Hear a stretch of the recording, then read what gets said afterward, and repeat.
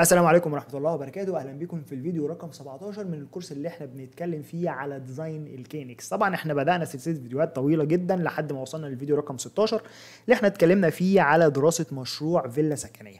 طبعا دراسة المشروع ده احنا اتكلمنا فيها ازاي ان احنا بنطلع زي ما اتفقنا كده جدول الكميات، وبنعمل اللي هو الجدول بتاع الديزاين اللي هو البي كيو والديزاين بوك. ولكن جات لنا عليه بعض الكومنتات اللي بتطلب ان احنا نكمل المشروع، يعني ان احنا نطلع سنجل لاين ديجرام ونعمل الشوب دروينج. طيب عشان احنا نعمل كده على مشروع الفيلا السكنيه ده كان هياخد وقت طويل جدا معانا. لحسن الحظ كان معانا سنة 2024 دعم مشروع تخرج. دعم مشروع التخرج ده كان مع أحد الجامعات اللي موجودة في مصر. زمايلنا في المشروع ده كان المشروع عندهم بيتكون من عمارة سكنية مكونة من 7 أدوار، كل دور فيه 4 شقق سكنية. كانوا عايزين يعملوا فيه كي ان اكس. الكي ان اكس كانوا هيعملوه ان هم يطبقوا على لايتنج كنترول وكنترول الاي سي وكنترول الشاترز والكيرتنز. فعشان كده لقينا ان احنا ممكن نكمل المشروع ده معاهم للاخر، يعني ان احنا كملنا معاهم المشروع للاخر وقلنا لهم ان احنا هنعمل المشروع ده ككيس ستادي ننزلها على اليوتيوب، بحيث ان احنا نعرض للناس بالكامل كل حاجه احنا وصلنا لها وكل حاجه احنا عملناها، بحيث ان هم يكونوا استفادوا وبقيه الزملاء برضه تستفاد. فاحنا طلعنا طبعا البي كيو والديزاين بوك، وعملنا برضه سنجل لاين دياجرام زي ما انتم هتشوفوا في بقيه الفيديو، وعملنا الشوب دروينج. اتمنى ان يكون الفيديو ده ان شاء الله مفيد بالنسبه للجميع. هسيبكم بقى دلوقتي نكمل بقيه الفيديو كده مع بعضينا، ويلا بينا بقى ان شاء الله.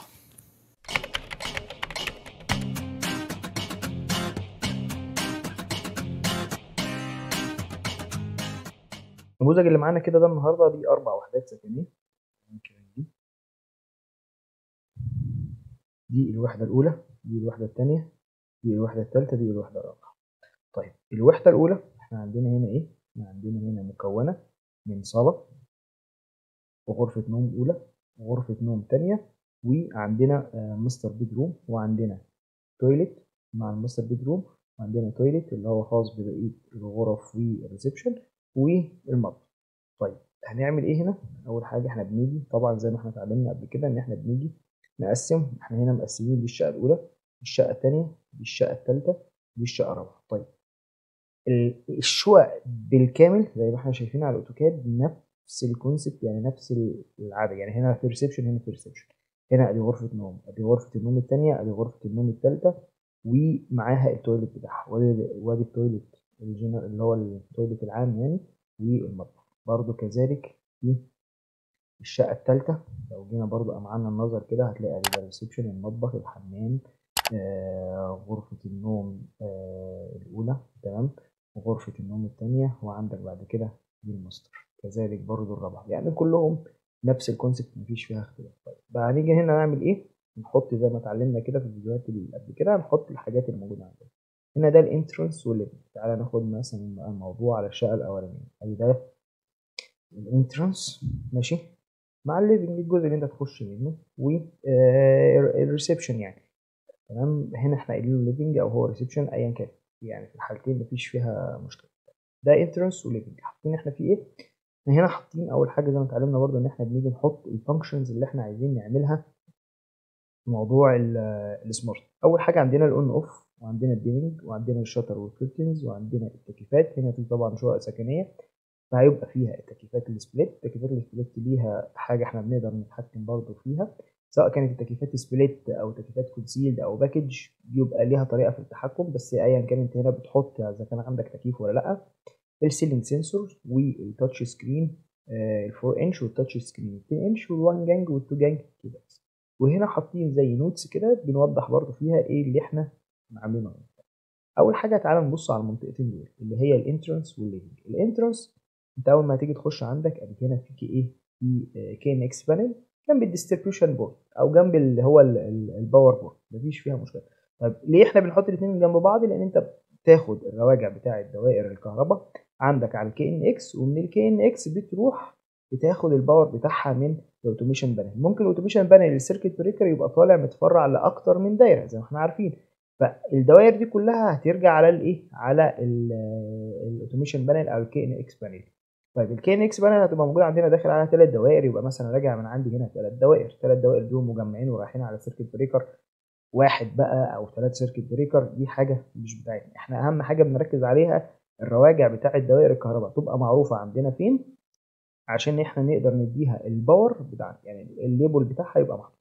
طيب اول حاجه عندنا هنا الانترنس، احنا قلنا فيه 3 دوائر اناره وواحده ديمنج وشاتر وكيرتن. وخلينا زي ما قلنا او زي ما احنا عارفين ان احنا هنا بنتعامل مع على المواتير. ليه؟ لان ممكن تبقى ستاره كبيره وممكن تبقى ستاره صغيره. لو ستاره كبيره ممكن يبقى فيها الشاتر لوحده، او اسف الكيرتن لوحده، ممكن يبقى متحمل على موتورين. فخلي بالك احنا هنا بنتعامل على عدد المواتير. تكييف سبليت واحد، ماشي، تاتش سكرين 10 انش كده. تعال نبص هنا، ادي دي تاتش سكرين ل 10 انش. تاتش سكرين دي متوصله على الاوتوميشن بانل، متوصله على الاي سي جيت واي. ايا كان الاي سي جيت واي ده حاجه اسمها اي بي تو اي ار، بنستخدمه ان احنا نتحكم في اي حاجه. يعني مثلا ده عندنا احنا هنا مربوط على الكي ان اكس، فانا بحول اي حاجه عندي اي ار لاي بي من خلال، او الاي بي لاي ار، يعني فاهم؟ هي ريفرس كده. بيبقى فيها زي جزء عدسه صغيره كده، العدسه دي متوصله مكان، عارف انت لما تيجي تستخدم ريموت في العدسه بتاعته تبقى اللي هي الترانسميتر. الترانسميتر بتاعته دي بتبقى قريبه من الريسيفر بتاع الحاجه اللي انا عايز اتحكم فيها، ايا كانت بقى اي حاجه عايز اتحكم فيها مفيش فيها مشكله، سواء بقى تكييف، سواء مثلا تي في، سواء مثلا اي حاجه شغاله اي ار. الاي بي تو اي ار ده اقدر ان انا اتحكم فيه. هنا عندنا تكييف سبليت. تكييف سبليت زي ما احنا عارفين بياخد اي ار، فخلاص فاحنا ده هنستخدمه. احنا اول حاجه عندنا هنا في الليفنج، ادي الشاشه، تمام، وادي الاي ار، تمام، وادي الكيباد. طب الكيباد دي ليه؟ الكيباد دي اللي احنا عندنا هنا الليفنج تراس، تمام، هيبقى موجود فيه دايره، وطبعا هيبقى 1 جانج، لان احنا طبعا مش هنحتاج اكتر من 1 جانج لان هي اون اوف. وزي ما احنا شايفين هنا الكومنت اللي قدامنا بيقول ايه؟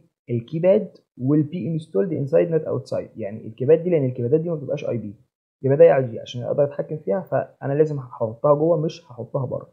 طيب نرجع لايه؟ للجزئيه اللي فوقيها، اللي هي احنا عندنا 3 دوائر. الثلاث دوائر دول فين؟ احنا عندنا 3 دوائر، واحده دينيه. يعني هنا على المخطط واضح ان هي دايره واحده، بس يعني في الاماكن السكنيه لا، ما بتبقاش دايره واحده. ليه؟ لان دايره واحده لان انت يعني المودر فرنتشر والاركتكشر حاليا دايره واحده دي هتبقى صعبه جدا، فاهم؟ خاصه ان انت مثلا عندك هنا حاطط 6 سبوت، لا ممكن مش هيبقوا، ممكن هتبقى انت عندك مينيمم، هيبقى في انت عندك في انارات جداريه اللي هي زي الابليكس، في عندك انارات مخفيه اللي هي الكوب لايت، وهيبقى عندك في انارات اللي هي ممكن تبقى انت بالنسبه لك دي دايره اللي هي دي مع دي، تمام، مع دي مع دي كده دايره. وممكن بالنسبه لك ان انت تبقى الثانيه دي كدايره. فانت هنا مينيمم انت مش هيبقى عندك اصلا يعني اوبشن ان انت مثلا عدد الدوائر هتقل عن 3. وهيبقى كده كده في الاماكن اللي هي بيبقى فيها اللي هي يعني فيها زي مثلا ليفنج وحاجات زي كده، يعني ليفنج وبيد روم، والبيد روم الثانيه والبيد روم الثالثه او الماستر بيد روم بيبقى فيها على الاقل اتليست واحده ديمنج. واحده ديمنج دي ممكن تبقى عندك في اللي هي التيبل لامب، ممكن تبقى عندك في الميني سبوتس، ممكن يكون عندك اصلا في كمان هنا هتحط شاندلير بحيث ان هي تبقى ديكوريتيف. فانت هنا مينيمم مش هتقل عن من 3 ل 4 دوائر. هي شقه سكنيه، ولكن يعني الكونسيبت العام بيقول ان انت هيبقى عندك من 3 ل 4 دوائر هتبقى موجوده هنا. فالمخطط ده من ناحيه ان هي متوزعه عليه الكهرباء، انا ما حبيتش ان انا اعدله ولا حبيت ان انا امسحه، بحيث ان احنا لو مسحناه انا يعني مش هتبقى الطف حاجه. انا حبيت بس اوريك ان هي ممكن يبقى مخطط الكهرباء جاي لك كده، تمام، ولكن مش ده الطبيعي اللي ممكن يتنفذ. يعني انت مثلا لا، انت اللي هيتنفذ عندك هتبقى عدد الدوائر فيه اكتر من كده، تمام. فده الكونسيبت العام اللي احنا نمشي بيه برضه هنا في عدد الدوائر. فعدد الدوائر هنا على الرسمه دي لو هي تتعمل اوتوميشن، يعني استحاله جدا ان هي تتعمل اوتوميشن ويبقى فيها دايره واحده بس في كل مكان. ده جنرال كونسيبت كده، خلينا مكملين بيه في بقيه اللي هو السكرين دي كله، تمام. فيبقى عندك 3 في اون اوف، واحده ديمنج زي ما احنا قلنا كده ان هي ممكن تبقى سبوت A وسبوت B وكوف لايت، وممكن يبقى عندك شاندلير او ابليك. فانت كده بتتكلم من 3 ل 4 دوائر. وعندك التراس الليفنج روم تراس، يبقى عندك فيها 1 سيركت مع 1 جانج. الجانج ده واحد اون وفي الناحيه الثانيه اوف، مفيش فيها مشكله، دي اعتقد ان هي واضحه يعني. والشاشه اللي هتبقى موجوده عندنا الشاشه اللي هتبقى موجوده عندنا دي هتبقى المين سكرين بتاعت المنزل، زي ما انت مثلا شايف هنا كده. ممكن ان انت تتحكم فيها في كل حاجه موجوده عندك. يعني في بعض الشاشات بالسيرفرز بتاعتها بتديك فانكشناليتي جميله جدا، وبيبقى الشاشه نفسها معاها سيرفر، فايه بتقدر تتحكم فيها من كل حاجه. وهيبقى عندنا هنا الستاره والشطر. الستاره والشطر احنا هنا كده بنتكلم على موتورين، موتور للستاره وموتور للشطر. طبعا هيتحكم برضو فيه من خلال الشاشه. طيب تعالى بعد كده نخش على الكيتشن. الكيتشن احنا قايلين عندنا دايرتين اون اوف، دايره واحده احيانا دي موتور، وركز معايا عشان دي هوضح لك فيها نقطه لازم تفهمها كويس جدا. و وان جانج، قصدي اسف 2 جانج كيبات. طيب هنا احنا قايلين ايه؟ قايلين ان الكيتشن ذا كيتشن will have the shutter only، يعني خلاص المطبخ هيكون عنده في شطر واحد، تمام، وهيكون دايره سيركت اون اوف واكزوست فان. طيب تعالى كده نبص على المطبخ معانا. المطبخ هيبقى ده المطبخ كده عندنا، ادي ده جزء الستاره. طب هنا ده هتبقى ستاره ولا شطر؟ هتبقى شطر. ليه؟ احنا ممكن نستخدم الاثنين، ممكن نستخدم الاثنين، بس من ناحيه ان انت تستخدم ستاره في المطبخ اللي هي حاجات قابله للاشتعال، ده غلط جدا. فده مش سيفت وايز خالص. انت هنا هيبقى في عندك شطر بس. طيب هيبقى عندك اناره، هيبقى ممكن عندك اناره هنا واحده، وهيبقى عندك اكزوست فان. انت هنا عندك دايرتين اون اوف. دايرتين اون اوف، اي حاجه عندك يا يا لا، يعني يا 0 يا 1، يبقى هي خلاص تتعامل معاها على ان هي اون اوف ايا كانت بقى. اكزوست فان مثلا انت عايز مثلا تتعامل معاها على اساس مثلا دور سترايك او اي حاجه، اي حاجه عندك يا يا لا، خلاص يبقى انت هنا بتتعامل معاها ان هي تحسبها من ضمن دوائر الاون اوف عندك. احنا هنا عندنا واحده اكزوست فان وعندنا اناره. ممكن يبقى المطبخ فيه اثنين، ممكن يبقى المطبخ فيه اثنين، يعني ان اثنين اناره ممكن، على حسب برضه زي ما قلت لك كده التقسيمه المعماريه او الشكل المعماري اللي هيبقى موجود فيه. طيب وعندنا هنا برضه حاطين اللي هي ايه الكباد التو جانج. طب ليه الكباد التو جانج دي ما حطيناش 1 جانج؟ لان احنا ببساطه عندنا ادي دايره اون، يعني انت مثلا ممكن تيجي عندك دي كده اون، دي لللمب، وبريسنج تاني عليها نفس البوتون يبقى اوف، ودي للاكزوست فان اون اوف، ودي للشطر واحده اب والثانيه داون لسهوله التعامل مع الشطر. طيب احنا لو عملنا دي اون اوف مثلا لللمب، ويعني دي اون واوف ودي اون اوف لللمب للاكزوست فان، هنحتاج ان احنا نجيب كيبات تاني هنا، يعني اسف هنحتاج ان احنا معانا جانج ثالث هنا. يبقى في الحاله دي انت بتستخدم 3 جانج بس، يعني تكلفه زياده وملهاش لازمه عندنا هنا. تمام. طيب ده المطبخ. بعد كده تعالى على التويلت. التويلت احنا عندنا 3 اون اوف زي ما اتفقنا. اون اوف اي حاجه اون يا يا لا يبقى اون اوف، وعندنا سيلينج سنسور، وعندنا تو جانج كده.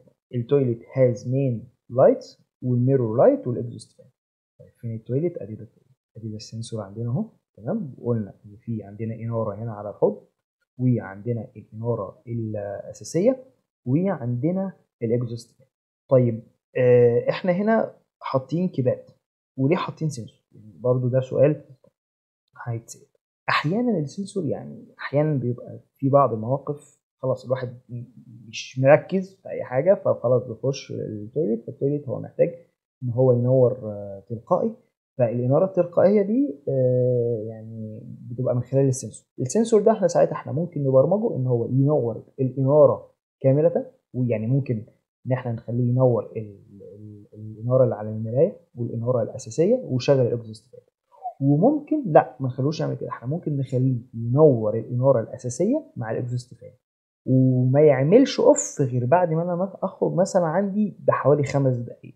وممكن اخليه يشغل الاكزوست فان فقط بس عادي، يعني انا ممكن اخليه ذات نفسه تلقائيا يشغل الاكزوست فان.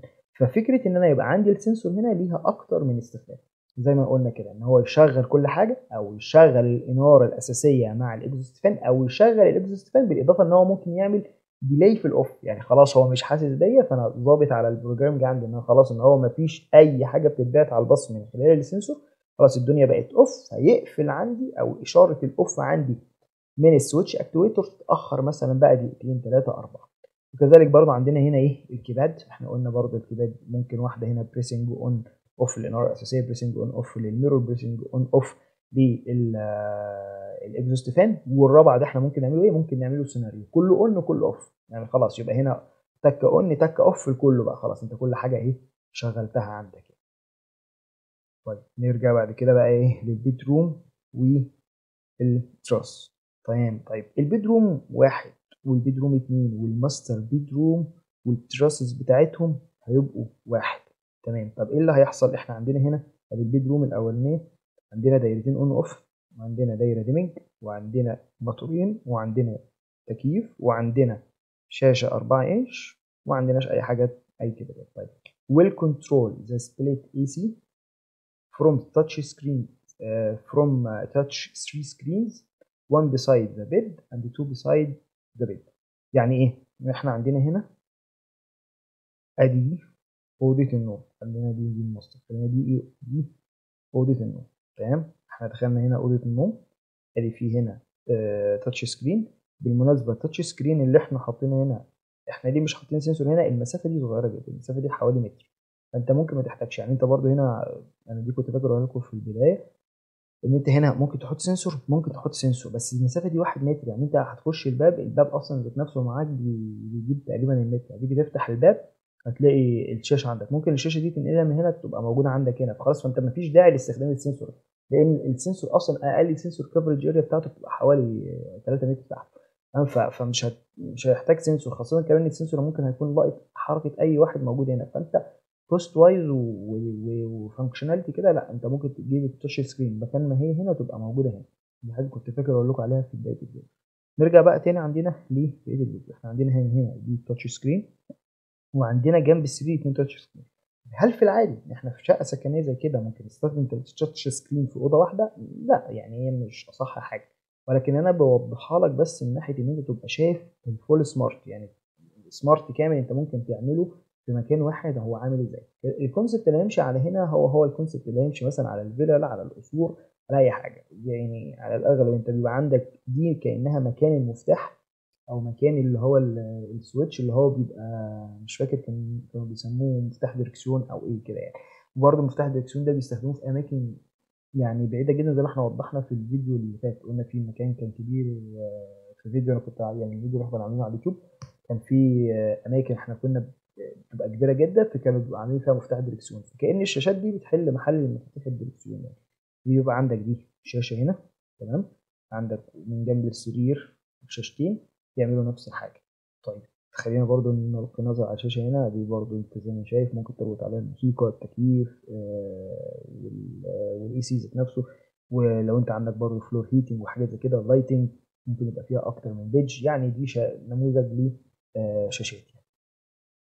طيب وعندنا هنا برضو ده الجزء بتاع التكييف، تمام. وعندنا هنا الكيبات بتاعه التروس، واحنا هنا قايلين ان احنا هيبقى عندنا واحده ديمينج، يعني برضو انت عندك 2 اون اوف واحده ديمينج، تمام. 2 اون اوف دي يبقى انت ممكن يبقى عندك اناره هنا اساسيه وكوب لايت، وممكن يبقى عندك برضو تزود دايره تيل، يعني على حسب برضو ايه انت عدد الدوائر اللي هتبقى موجوده عندك. الاكزت دي برضو انت بتاكدوا منها طبعا مع العميل. وعندك واحده ديمنج، فانت هنا عندك احنا حاطين هنا 3 منهم واحده ديمنج. ممكن يكون في عندك تيبل لامب، او ممكن يكون عندك في تيبل لامب. التيبل لامب دي برضو تحط معانا، فانت طبعا هتزود عدد الدوائر.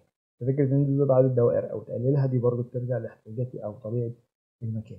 عندنا هنا 2 موتور، طبعا 2 موتور على المكان ده، واحده كيرتن وواحده شطر. وعندنا ادي ده الاي سي قلناه، وعندنا 3 تاتش سكرين، تمام. بالنسبه بقى للبيدروم تروس، هيبقى برضه عندنا زي التروس اللي كان موجود فوق بالظبط، واحده اون اوف وون جانج اللي هي دي. بعد كده يبقى عندنا البيدروم الثانيه والتروس بتاعها نفس الكونسبت بالظبط، تمام. التراس بتاعها هنا ادي دي مدخل الاوضه، وادي الشاشتين، وادي الاي ار، وادي الكيباد.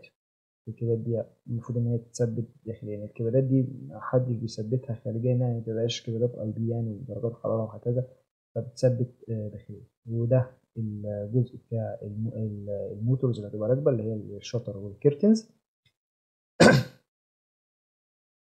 وبعد كده عندك ايه؟ الماستر بيدروم والتراس بتاعها والتواليت بتاعها. تعالى نبص على الماستر بيدروم. الماستر بيدروم عندنا برضه اهي نفس الكونسبت، تمام. شاشتين جنب السرير، واي ار، وعدد الدوائر برضه بتاعنا 2 اون اوف واحده ديمنج.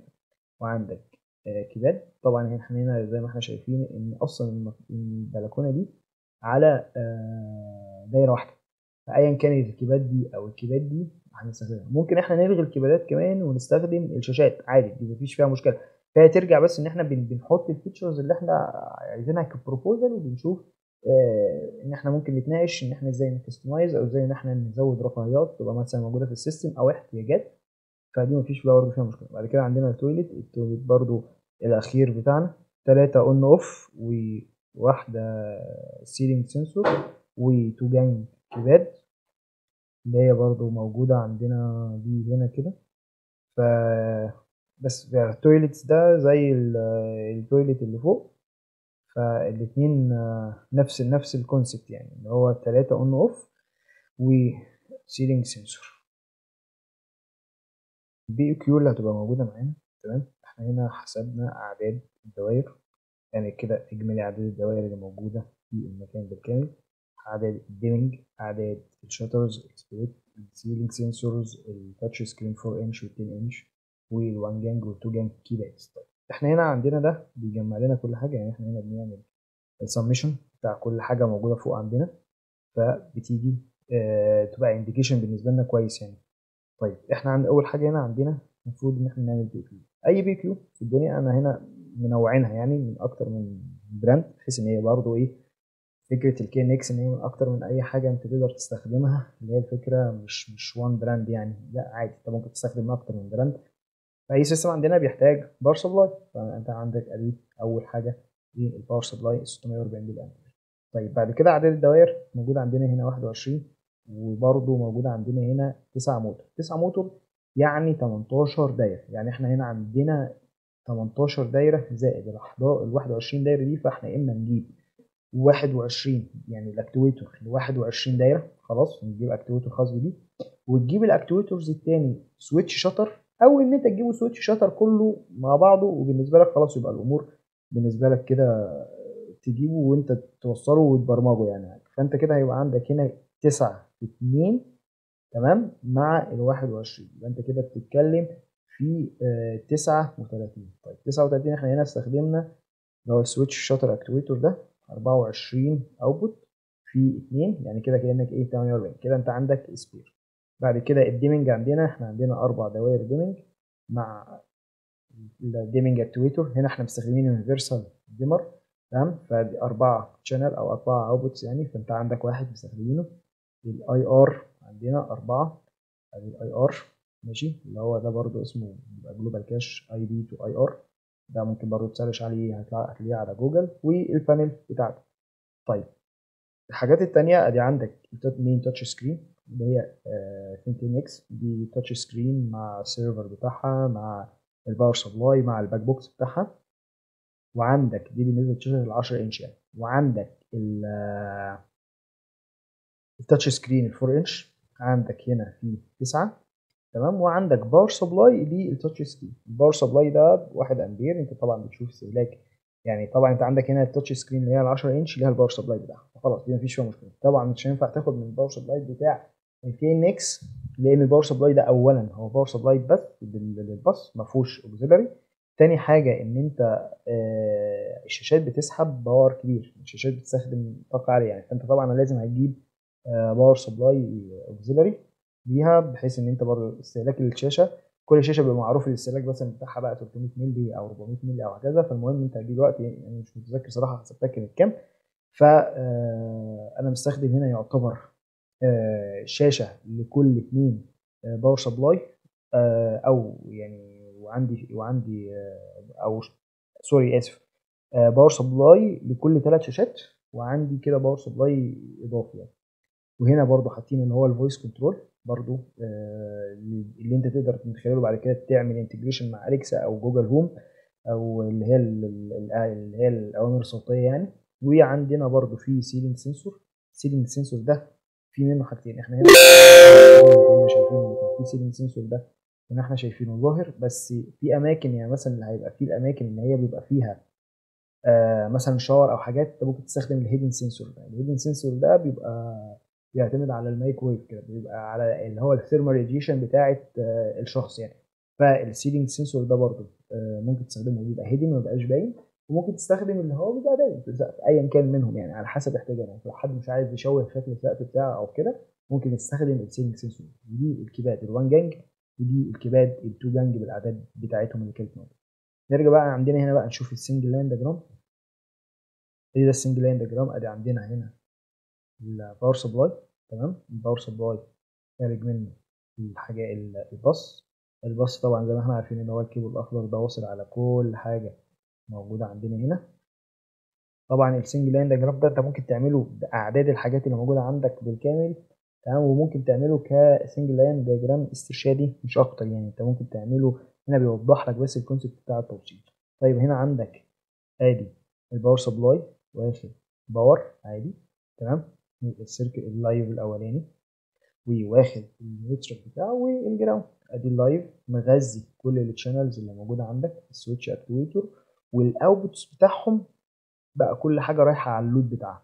طيب هنا انت ممكن تاخد كله من يعني من اللي هو تغذيه واحده. ممكن تاخد وتعملها لوبينج عادي مفيش فيها مشكله يعني. انت ممكن تغذي كله من مكان واحد وتاخد من دي على دي من دي على دي كانها ايه روزيتا، بدل ما انت تضطر تجيب بقى مثلا من البانل عندك على كل سيركت بريكر حاجه رايحه. لا انت زي ما قلت لك كده في فكره الفيديو ان انت هنا ممكن يبقى عندك راجع مثلا 3 أو 4 رواجع عندك على اللوحه دي. تمام. ومالكش دعوه بقى سيركت بريكر مطلع لك كام يعني. انت ممكن تبقى واخد واحد بس من سيركت بريكر موزع عليه اكتر من دايره يعني. فانت عندك هنا كلها معموله بريدجات. ده اللود بتاع كل واحده هنا دي كده دايره A ودي وسي ودي وهكذا كل واحد منهم يعني كده.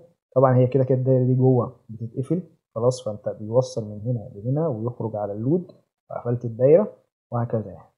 تمام. وده بيبقى برضو اللي هو ايه مانوال اكتيفيشن بتاع السويتش اكتويتور. بيبقى فيه مانوال اكتيفيشن بحيث ان انت لو لا قدر الله مثلا عندك حاجه باظت ولا حاجه من الكيباد من التاتش سكرين ومثلا مش معاك الموبايل وعايز تعمل كنترول عليها من اي يعني كانت الطريقه، فخلاص ممكن تعمل ايه هنا مانوال اون اوف يعني. وبرضو احيانا دي بتفيدك اثناء التركيب تبقى شايف هل الدايره اللي انت موصلها هل هي فعلا الدايره اللي انت محتاجها ولا لا يعني. تمام. ادي ده بالنسبه ايه للسويتش اكتويتور. طبعا انت هنا برضو ممكن نيجي ان احنا نستخدمه زي ما قلنا كده ان احنا نستخدمه السويتش شاتر اكتويتور. فانت يبقى عندك هنا ادي ده كده دايره. ثواني كده عايز اشوف حاجه بس هنا. هو نفس البارت نمبر ده اللي هو السويتش ده سويتش اكتويتور اسف، وده سويتش شاتر اكتويتور. تمام. ده كونسيبت. ده طبعا مش زي اللي موجود في البي كيو. الموجود في البي كيو عندنا هنا ايه ان هو سويتش شاتر اكتويتور على طول، انما هنا عشان اوضح لك بس الكونسبت فانا ايه غيرتها لك في السنجل لاين دياجرام بحيث ان انت تبقى شايف. طب انت عندك هنا دي كده بقت دايره واحده يعني. انت عندك هنا ده سويتش شاتر اكتويتور فخد عمل ميرج للدايرتين دول وبيعملها كمان بالمناسبه من خلال برنامج الاي تي اس.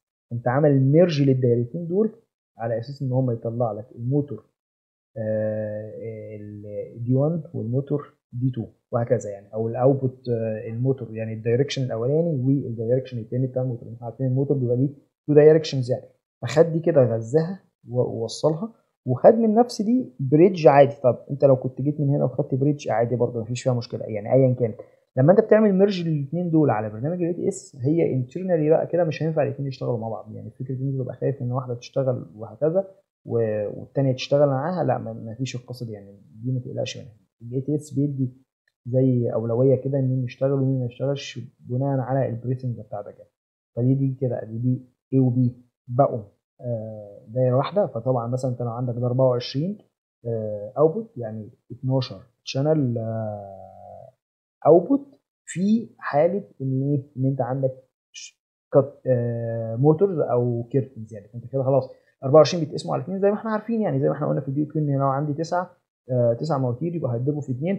فكذلك انت لو جيت سويتش شاتر اكتويتور 24 مثلا تشانل خلاص يبقى انت عارف انت هنا عندك 12 موتور تقدر توصل عليه.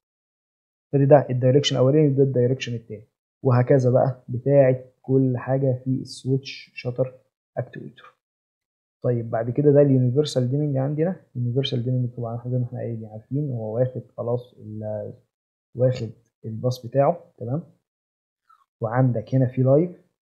اللايف ده في احيانا شركات بتقول لك انا خلاص انا ايه عامله 2 لايف، بحيث ان لو واحد عندي وقع مثلا، ادي احنا قلنا عندنا هنا فوق في L1، طيب عندنا هنا تحت احنا قلنا L2 و L3، مفيش فيهم مشكله. يعني انت ممكن تاخد كله من نفس اللينيا، وممكن تنوع يعني على حسب ايه تخوفاتك انت يعني او حاجه.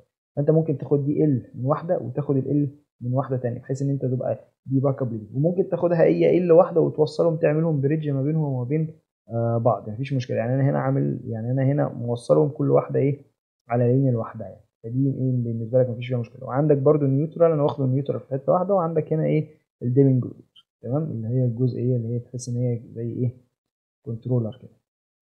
ده كده بالنسبه للاربع دوائر بتاعت الديمنج. عندك هنا الكيباد طبعا زي ما احنا عارفين ما بتاخدش غير كي ان اكس بس. عندك التاتش سكرين لا بتاخد كات 6 كيبل، ده بيبقى رايح لراك، والباور سبلاي عادي عندك عشان يغذي الباور سبلاي بتاعها اللي احنا قلنا عليه اللي هو ال 24، والكي ان اكس عندك الشاشه الثانيه برضه بتبقى متغذيه من باور سبلاي.